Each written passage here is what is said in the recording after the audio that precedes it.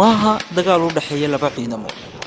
daryankan iyo rasaastan iyo hubkan culus waxaa lagu baacsanayaa ayax ku habsaday deegaano ka tirsan gobolka Sool. Jamhuuriyadda iska madaxbannaanida ugu dhawaaqday ee Somaliland ayaa qaabkan ula dagaalamaysa cayayaanka ayaxa oo hore loola tacaali jiray in sun lagu buufiyo. sida ay sheegeen qaar ka mid ah saraakiisha ciidamada halkan ku sugan waxaa soo amray in sida loola dagaalamo ayaxa wasiirka wasaaradda warfaafinta Somaliland ee Salmaan Cali Koore.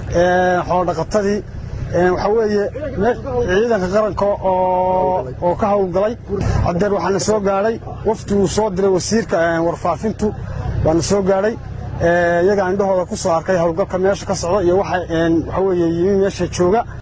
muddooyinkii ugu dambeeyay cayayaanka ayaxa ayaa ku habsaday dhul daaqsinta iyo beeraha ee dhulka Soomaalida, balse qaabkan cusub ayay Jamhuuriyadda iska madaxbannaanida ugu dhawaaqday ee Somaliland ula dagaalamaysaa.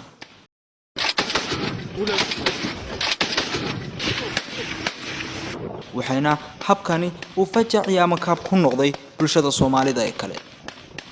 Cabdilaahi Cabdinuur Yuusuf, Cabdilaahi Bakayle, Garowe, Nugaal, Soomaaliya.